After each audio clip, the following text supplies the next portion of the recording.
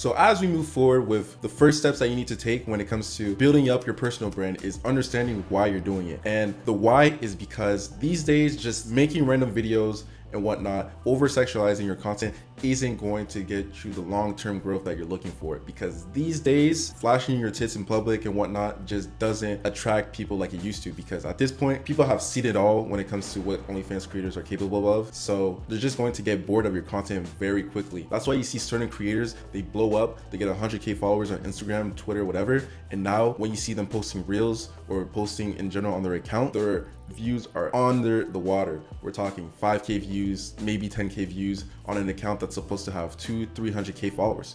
That doesn't make sense. And the reason behind that is just low quality followers that don't mean nothing whatsoever, because of the fact that people just got bored of the creator and they fell off. And you don't want to fall off as a creator, because your revenue is based on the new subscribers that are constantly coming into your account on a monthly basis. So with that being said, the best way to create long-term growth and continue making consistent earnings on your OnlyFans is going to be through your personal brand. And the best way to create a personal brand is starting by figuring out what niche fits you the best. And what is a niche? A niche is essentially some type of activity, concept, anything whatsoever that you can relate with other people about. For example, if you like golfing and you start making content about golfing, other people who like golf content are going to gravitate to your page automatically, just due to the fact that you're posting stuff about golfing and other people like golfing as well. So that's what a niche is defined as. Content that you can basically relate with other people. And why does this work so well compared to just throwing different pieces of content at random into the digital space?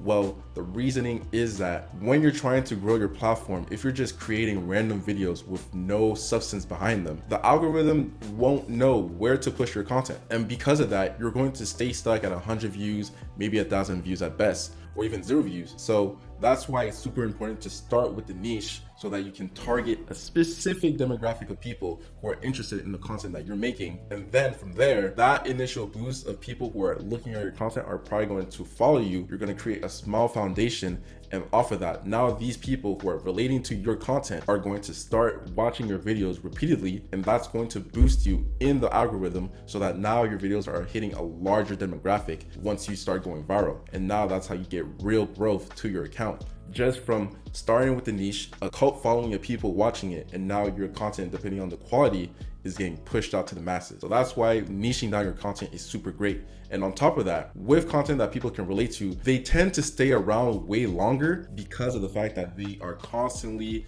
enjoying the content that you're making, because they like that activity or they like that hobby as well. Whether it be golfing, whether you like fishing, whether you like arts and crafts, if you're making content related to that other people can relate to, there's no way that you can fall off, because people are always going to like whatever niche you're in and that you're making content for. And that's what a lot of creators fail to understand when they're building their brand. They're just over sexualizing their content. And now after 3 to 6 months, nobody on their account even bothers interacting with their posts anymore. So that's why it's super important to find your niche. And then now you're probably wondering, how do I find the best niche for myself? Well, that answer is super simple. It's based on you figuring out what do you like to do, writing it down, everything that you like to do, all the activities that you like to do, all your hobbies, interests, anything whatsoever. Write it down and then start researching if there's any other people in your field that is making similar content related to those ideas that you picked out. And on top of that, it's all about try and error. So test out these different niches, see what fits you the best and what you feel like you can stick with in the long term. Because nothing is worse than having the idea that content feels like a job, because you want to be able to make content and have it feel like you're just enjoying whatever activity, whatever niche that you're in, and content just is a secondary factor in that matter. If you feel like you can't stick in your niche for more than 6 to 12 months, then that's probably not the best niche for you, because you won't be able to create organic and authentic content that people are going to relate to, because they're 100% going to see through the content that you're not enjoying what you're making. So after that, you figured out what niche fits you. Now the next challenge is going to be how to stay consistent with posting on your socials. When it comes to social media, it's super crucial to be consistent every day with posting high quality content, because a lot of people think that there's some magic method to grow super fast on these platforms, when you look at the top creators or the creators who are currently blowing up right now, the one thing that you'll notice is that they are posting consistently on all their platforms. They may not be posting every day on certain platforms, but the ones that give them the best results, best believe they're on them 24/7, posting constantly, and you'll always see them on your feed if you follow them. And that's why you need to be doing the same or more when you're trying to grow, because you need to have people see your content. If you're not posting consistently, people won't be able to see your content and ultimately start interacting with it. So that's why it's super important to be consistent and make high quality content at the same time, because that's going to help you grow way faster than trying to figure out what method or what hashtag to use just in order to grow your account. And then once you've established that consistency, avoid shiny object syndrome, which is scattering yourself out, spreading yourself out too thin into different directions based on people telling you, hey, Reddit just brought me a bunch of subscribers, or hey, Twitter is doing super well for me. And then now you're looking at all these different directions trying to figure out what platform is going to work for you. But I'm telling you right now, you want to focus on one platform, master that platform at 100%. And then once you feel like you've understood the platform entirely and that it's bringing you consistent traffic to your OnlyFans, that's when I would recommend starting with another platform. For example, if you want to understand Instagram, focus only on Instagram, focus on your reels, improve your content until you are getting consistent views, your page is growing, and you're getting traffic to your OF on a consistent basis.